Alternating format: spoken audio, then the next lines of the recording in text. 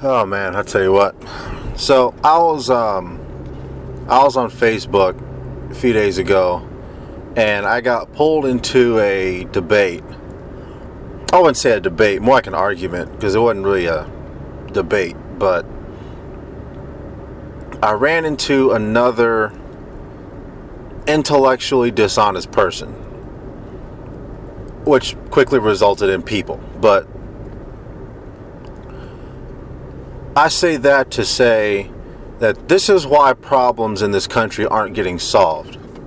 It's because people aren't being intellectually honest and aren't using critical thinking. Okay? Now,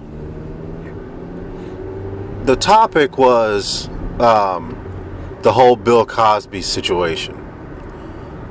But regardless as to whether you think he did it or not, this isn't about that. This is about how people make up their minds about stuff without critically analyzing the situation in its entirety.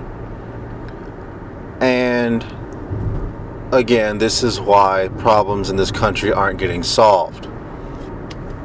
Like the whole abortion debate, the religion debate, the gay marriage debate, the race debate. There's all these, and many others, but there's all these social issues, and that obviously spill over into legal issues that need to be resolved and need to be solved so we can progress forward. But people aren't being honest with themselves and being intellectually honest about the facts and the figures and the different layers of stuff and the who, what, where, when, and why. And when I get into these arguments with people, arguments or debates, it depends on what the topic is, there's always this, how do you say, I don't care what the facts are, this is what my opinion is, therefore this is what the truth is and what it's going to be.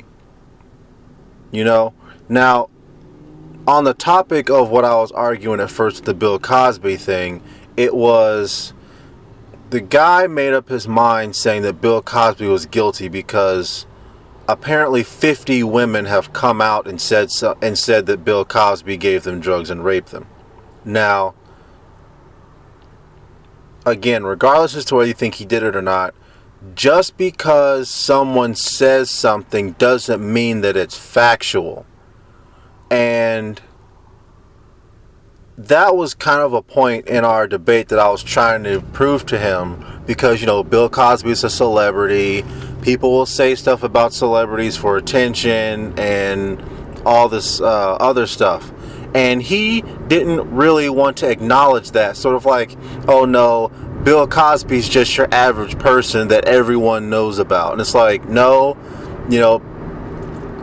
celebrities aren't treated the same as everyone else. And it was like he understood, but he refused to acknowledge that would alter the situation. Now, if it was some dude walking down the street where 50 women said, yeah, that dude right there gave me drugs and raped me, they're probably not lying, because they don't have, there's no connection to wealth or positive ulterior motive personally for him.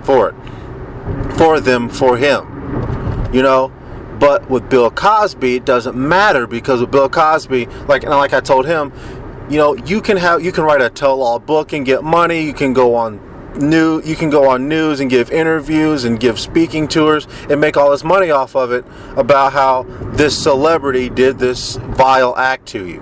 And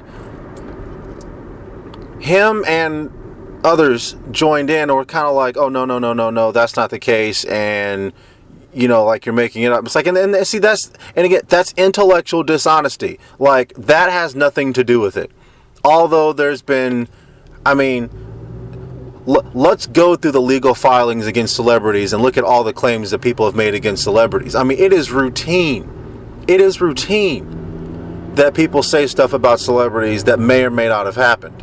And it's that level of intellectual dishonesty that as to why stuff we can't move forward, because it's not just Bill Cosby and celebrities. It's again, it's the gay marriage issue, it's the who controls society issue, it's the abortion issue. There is a thought process malfunction in this society, and I know what it is. I really do, but it's one of those things of, again, people aren't being intellectually honest, so it's not going to get addressed. But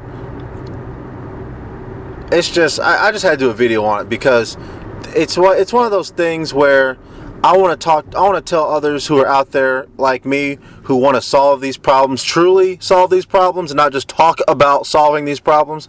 Like, this is what we're up against, is intellectual dishonesty. Now the good thing about it is people who are intellectually dishonest are typically not the people who actually do things to solve problems. They just get online and they argue and scream and yell, and then they go about their day and they don't really do anything. They'll vote for conflicting policies and stuff like that, but it's not, they're not really that big of a deal. But at the same time, they are that big of a deal because they vote,